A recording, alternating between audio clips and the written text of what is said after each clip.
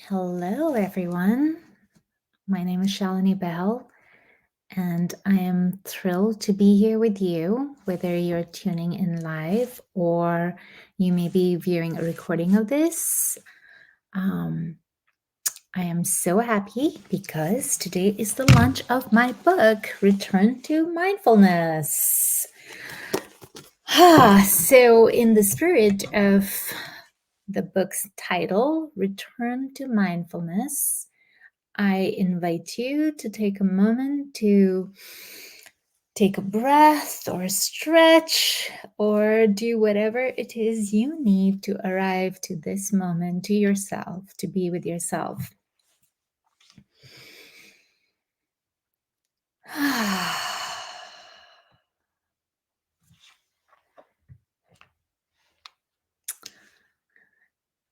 So, as some of you know, that the book that I've been writing, it took me about 5 years, more than 5 years to write this book. And I'll be sharing the story. If you are a writer, if you're interested in mindfulness, if you're an entrepreneur, if you're in politics, if you're in business, hopefully there'll be parts of my story that you can relate to as well. And before that, I do want to start with a mindfulness moment. In addition to the breath we just did, I have an app, or rather, there's an app called Decable.com that has the return to mindfulness reminders. All the reminders and practices that are in the book are also in this app. And I'm going to choose a card for us to begin this conversation. So, wherever you are, arriving as I pull out a card, may it be for our benefit, for the benefit of all beings.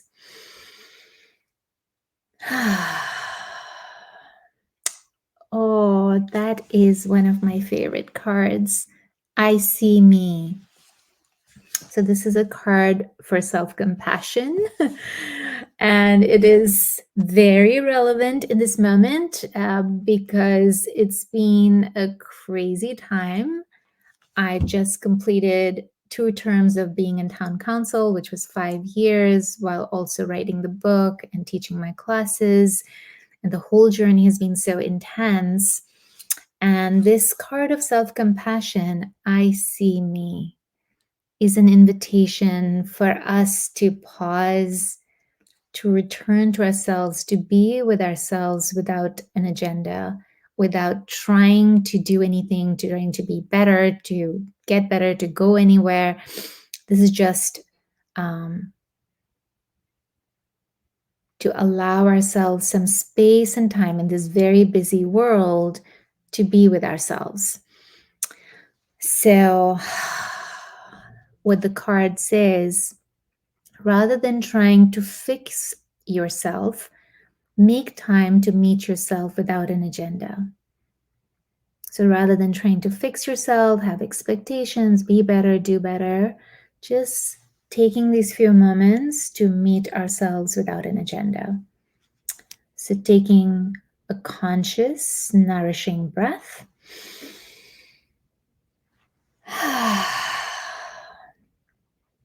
Now placing a hand on your chest or your belly.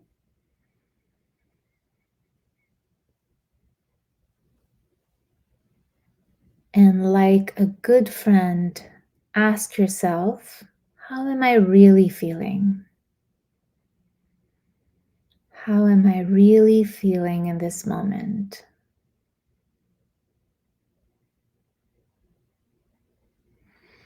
Listen deeply without trying to change anything.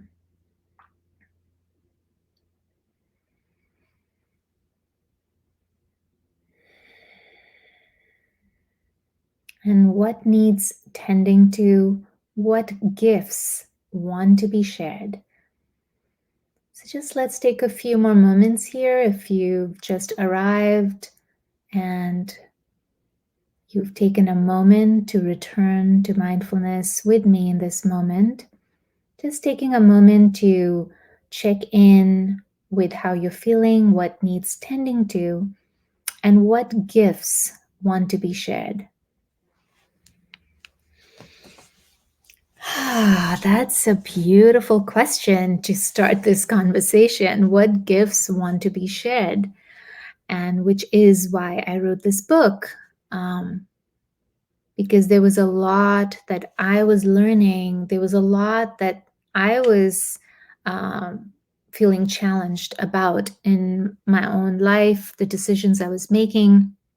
And as some of you know, I joined town council politics, and that made it really really real for me that everything that I was researching about mindfulness, teaching, talking about it, uh, practicing, I have a regular practice. In the council, I was not able to remember to be mindful, especially in critical moments. I was still calm. I knew I had enough of a practice to breathe and to feel calm. Um, but there were still the biases, my default ways of dealing with stress that was starting to kick in. For example, when I was questioned about running and I felt it was not correct, the info, I didn't feel the person had the right information, I immediately went to justifying myself or closing down and explaining, talking, and I forgot to be curious about the other person's questions or curious about what is their lived experiences.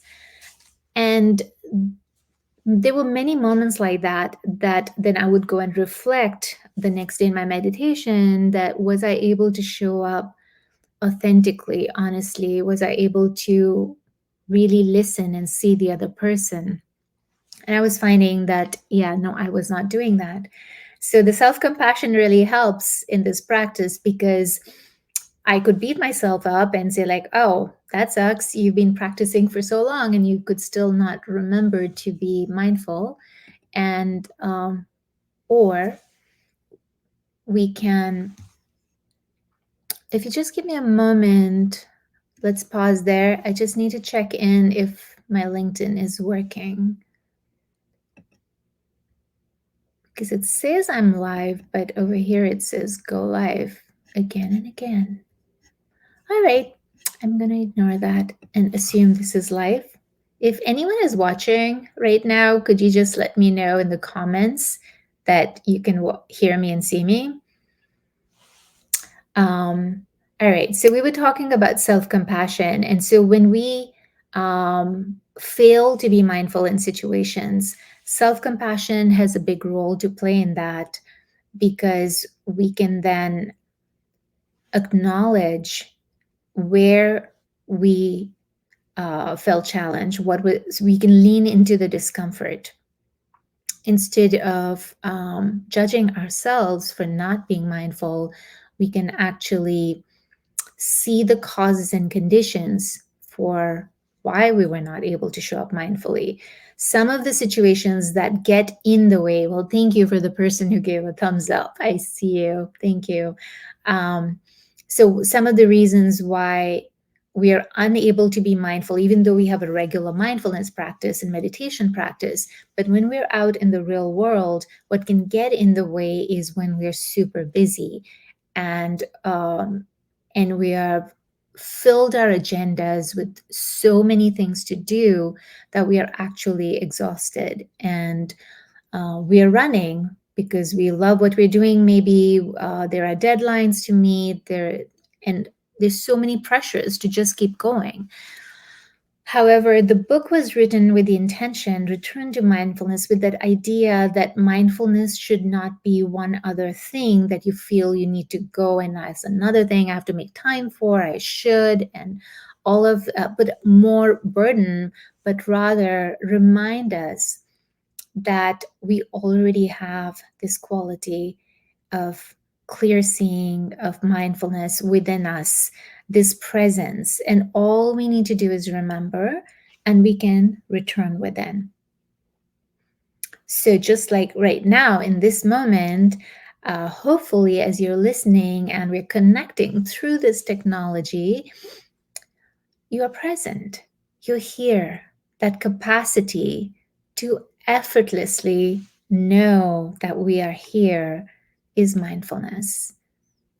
And it takes no effort, right? When you're out in nature or you're doing something you love or you're listening to amazing music, we feel it, we sense it, we taste it. This is our capacity to effortlessly know and feel and experience life just the way it is. So if it is so effortless and it's already within us, what gets in the way? And there's a chapter in the book, what gets in the way is the way. And so when we feel anxious, or let's say we feel triggered, rather than pushing that away, that's a human tendency that when we're feeling uncomfortable feelings, we want it to go away. And that's logical, that makes sense. However, instead of automatically dealing with it the way we have learned to deal with it, either we act on it or we push it away or we suppress it. Instead, we can just return to that feeling with kindness, with awareness, and then we can see what are the causes and conditions for anxiety or whatever you're feeling in that moment. And that information then gives you a choice how to respond to it. And in the absence of this awareness, we're just going to react, and then that situation gets worse. So the book is out, and there are 8 different mindfulness skills in the book that I talk about that based on the original teachings of the Buddha. And this book is very much drawing from the teachings, in particular the Satipatthana Sutra, which is a mindfulness discourse that was given by the Buddha. And when I speak of the Buddha, I just want to clarify, I'm not speaking of a religious figure. He was the son of a king who left his kingdom to figure out how our minds work or what is a solution for the suffering that he was seeing in himself or he was seeing in the people around. So it's really a framework of the mind that he brought forward, which now we are seeing in science. And with my background as a PhD, I looked at those teachings from the lens of a scientist and from psychology and business and then lived it in politics and saw that there is immense value and something that we're not taught in our schools or colleges about knowing how to understand our own minds, how to understand habits of the mind, how they're created, and how they are shaping the choices we're making, how they're influencing the choices we're making. And so the teachings that I found in this particular text broke down not just our practice of mindfulness, but also talked about how we can actively cultivate these habits of the mind. And there are 8 particular habits of the mind. So I'll just pause for a moment if anyone has any questions that you'd like to share in the comments or anything that's coming up for you.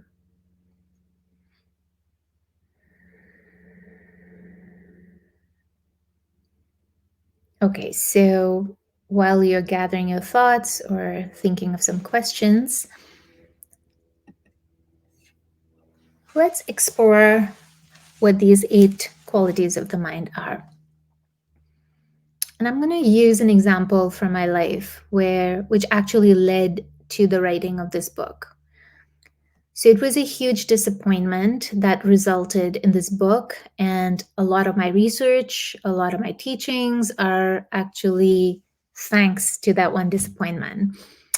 And some of you may have already heard this story, but just for the benefit of those who haven't, I was applying for a job that I felt was my dream job. It was about teaching mindfulness in the business world, and I felt I was trained. I have certifications in MBSR, mindfulness-based stress reduction, in the Search Inside Yourself program. I've done so much research. I worked with leaders and technology and all of that. So all of that, and I worked super hard to train myself and to apply for this job. And I made it in the shortlist. I was invited to a presentation. I did I thought a very good job with the presentation. If it was alive, I felt really good. And I, I thought I was so confident I'm going to get this job, but I didn't. And so there was a huge disappointment. And the usual, now, how do you deal with disappointments? Think about your own life. When you're disappointed, when things don't go the way you expected, how do you deal with them?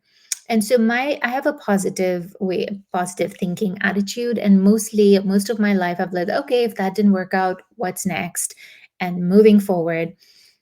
And in this particular case, especially now with my training in mindfulness, I'm very aware of many of us doing spiritual bypassing, where we bypass our experience by using motivational, even mindful language and teachings, um, instead of really leaning into our experience, returning to our own experience in this moment. And when I did look at my disappointment and feel it, um, I could see that there was sadness associated with that disappointment. And when I made space to explore so there was awareness. So the first skill is of noticing and awareness that there is disappointment. And then there's compassion with that, right? Rather than the inner critic would have been, see, there you go again, you don't deserve it. The inner voice can come in. So the first aspect of awareness is combining it with compassion, that things happen and you did your best. And then that compassion allows us to lean into the discomfort.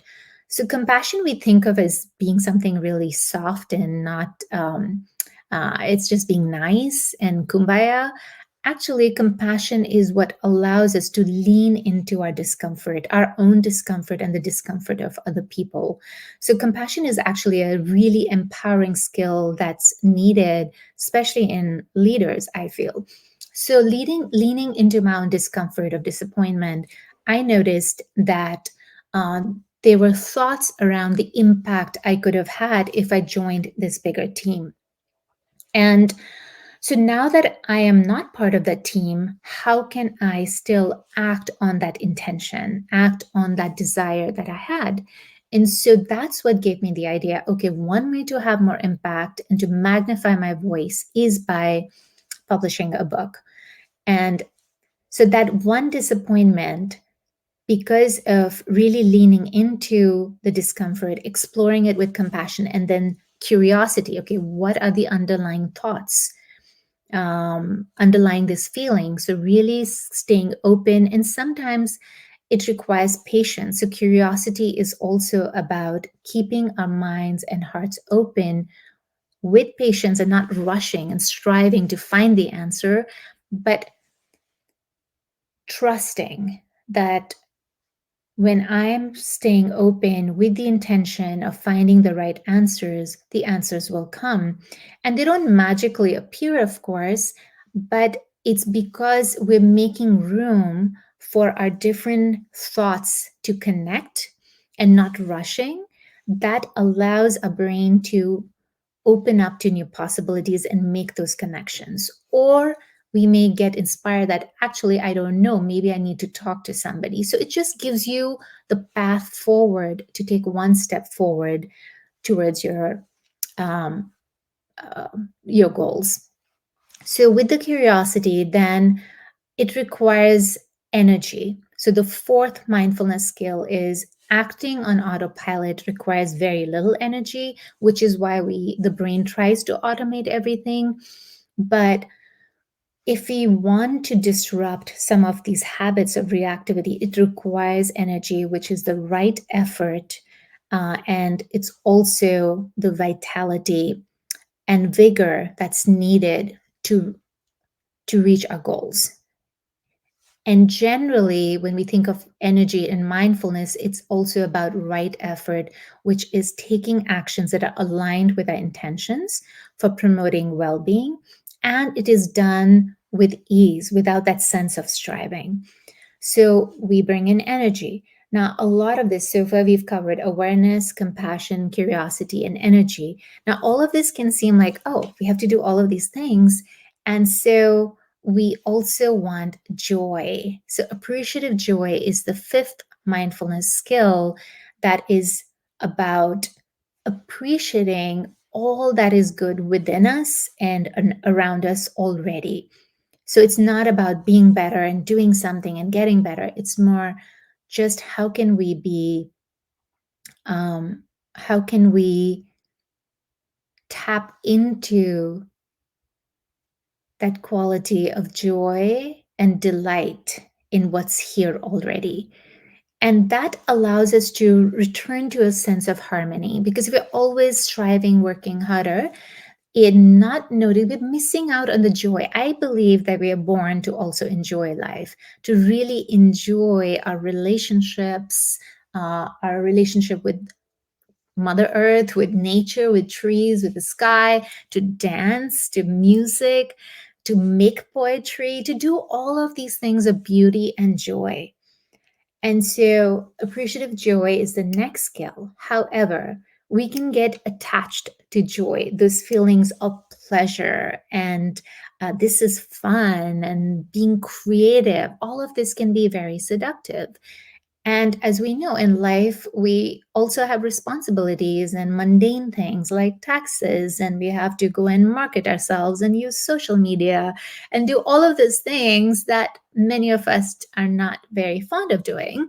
And so that requires inner calm. So, inner calm, the key is letting go of our attachments to how we think, attachments to pleasure, attachment to comfort, and what feels really my way of thinking.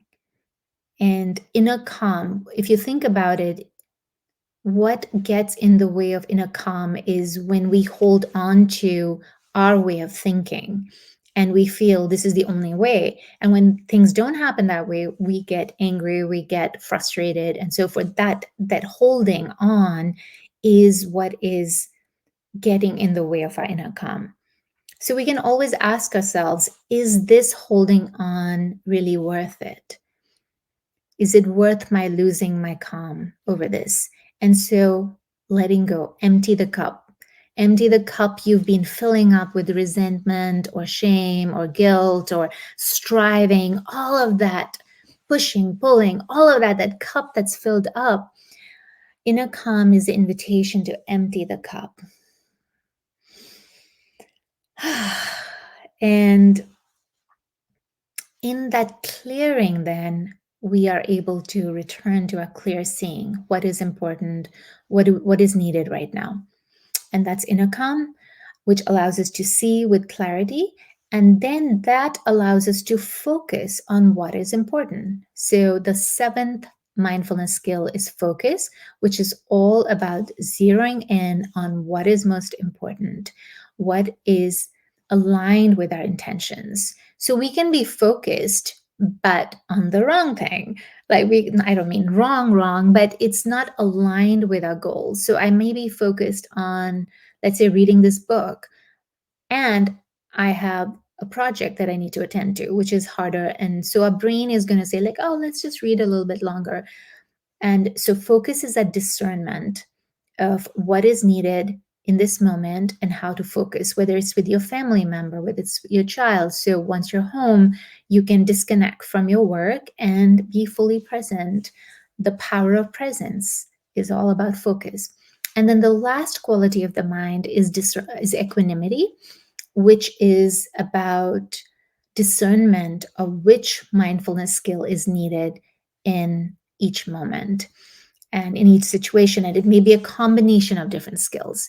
Now, all of these skills, mindfulness, work together. They're not necessarily separate skills. However, what I discovered, uh, one way to integrate a practice on the cushion and bring it into the world, one way to do that was to cultivate each of these and foster and strengthen each of these habits of the mind. So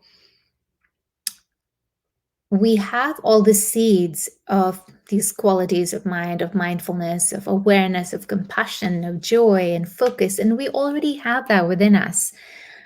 And because of our past experiences or culture or training, some of those qualities have become weaker and some are still prominent. So, what we're doing with this practice is really bringing that awareness of what skills, and talking of awareness of skills, there is an assessment. There's a free mindfulness assessment on knowyourmind.training that my husband, who's also market research PhD, who has a PhD in marketing and does research. And so both of us created that together. And it is available where I offer it more as a contemplative tool. So do not use it to judge yourself that I am super low on self compassion, for example, but do it as a way to contemplate in what context am I able to bring compassion or joy. And so for me, for example, I am a perfectionist. I love what I do, and which makes me a workaholic. Yes, I am. I confess. I love what I do, and I can just work on this uh, endlessly. And what I need is appreciative joy. I need more time to play and rejoice in all that has been done, and rejoice in the goodness in myself, instead of just always thinking, how can I be better? How can I do better? How can I practice more? So, appreciative joy for me has been a practice of learning to make time for relationships and creative work, non work related creative work, cooking, and all of those things, which I was not able to do. I was a little out of balance when I was in council. Um, and that's the beauty of return to mindfulness. We get to return back again and again. And we don't have to think of this as practice only. We can also do this in the form of play. So, inviting curiosity as a form of play when you're with your loved ones or you're with friends, instead of going with the default ways of the questions we ask when we go to a networking event or we had friends and we have the usual questions. Maybe let go of those questions and see something around, or allow your inspiration to connect with this human being in front of you in a completely new way. And what if all of us had this shared language, shared training that we could bring to our students, we could bring into classrooms for our children, and in our partnerships, in politics, in business? What if we already have what we need to bring the change that we want to see in the world? So it is a better, brighter world for everyone. And all we need to do is remember to return. And it's that intention. So, one thing maybe I'll end with today is my intention for the work that I'm doing is to work with other people, other change makers who are looking to bring change within themselves or in their communities, in their families, to work in collaboration, to listen deeply, to see, to keep my eyes open, to keep my heart open, even in places where it's difficult. And from that place of connection with myself and with each other, that we may work together to shift how we live, how we learn, how we relate with each other, how we lead in this world. Because we have the best minds, we are creative, we have the resources to solve some of the biggest problems that our world is facing right now: the wars, the scarcity of food, and basic needs for so many people. And I believe we already have the resources and the mind. We need the mindset, we need the intention, to be able to, in our own way, it can be overwhelming to think like, oh, but those are huge, big problems. And who am I? How can we do that? How can we solve them? And that is the practice that of returning, finding your own way.